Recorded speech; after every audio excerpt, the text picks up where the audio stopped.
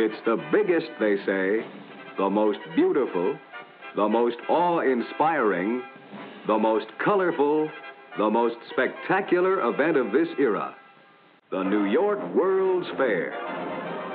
In a word, it's the greatest. More than 50 years ago, from 1964 to 1965, the World's Fair transformed Flushing Meadows Corona Park into a futuristic launching pad for the hopes of a generation with its theme of a world of, quote, peace through understanding.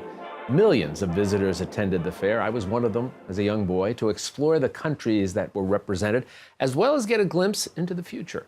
Among the fair's highlights, space-age previews of NASA's Saturn V moon rocket, Bell Telephone's picture phone, today's Skype, and the introduction of the radical new Ford Mustang, the mid-engine sports car.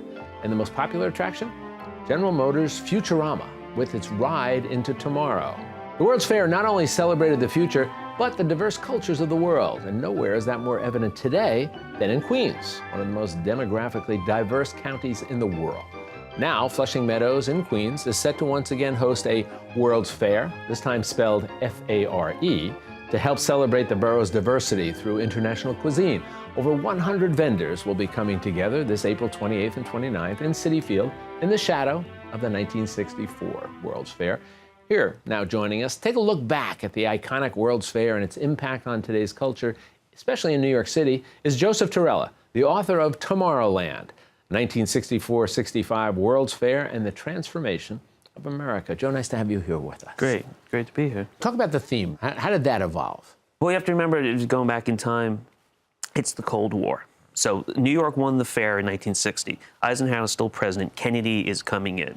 Kennedy comes in and he immediately recognizes the fair for what it could be. A great opportunity to kind of wage a battle in the Cold War without any bullets. We'll simply put our best cultural, technological, and artistic wares on display. We'll invite the entire world to come to do the same. They openly invited the USSR, at the time the Soviet Union, in this idea that through peace and understanding, we will emerge from this Cold War. You also have to remember, too, as the fair is being built from 1960, and it opens in April 1964, it's the entire Kennedy administration is contained. I mean, those years are right there.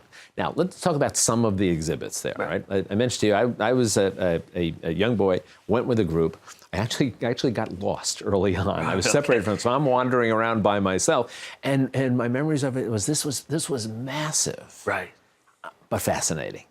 You know, talk about some of the real sort of groundbreaking exhibits. I mean, first, you have the Michelangelo's Pietà. Now, we just had Michelangelo's drafts at the Met, which was a huge success. But the actual statue, his sculptural masterpiece, the La Pietà, Madonna holding a dead Christ, which, if you go into the Vatican, it's right there. It never left the Vatican, except to come to Flushing, Queens. And then you had Walt Disney.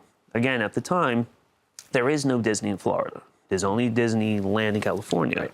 And fairly new.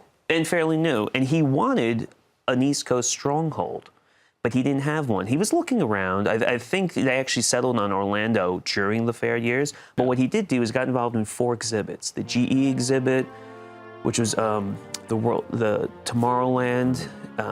He had the Lincoln exhibit, which is a walking, talking, audio animatronic version of Abraham Lincoln. Which now we think, oh, nothing. No, it's interactive, fine.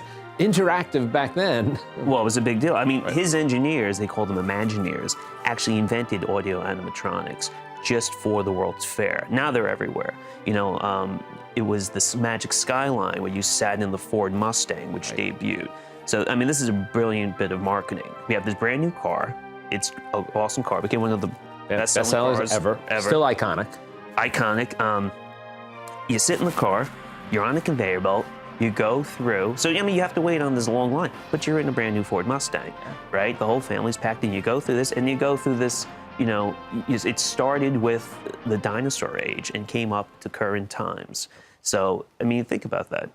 And we'll see, It's a Small World, which got started there in the Pepsi Pavilion. And that was meant to be, look at all the children of the world singing this song, again, emphasizing the peace and understanding. Again, Joe, the book is Tomorrowland, the 1964-65 World's Fair and the Transformation of America. It's fascinating. For somebody who was there but was young, it's fascinating. And for somebody, you know, some of our folks here were saying, yeah, I wasn't born yet. Right. They should take a look at it because it's a great story. Thanks for spending some time with us. Thank you. You be well. And a reminder for you, you can learn more about the new World's Fair, F-A-R-E, taking place at Citi Field in Queens on April 28th and April 29th by going to our website, metrofocus.org.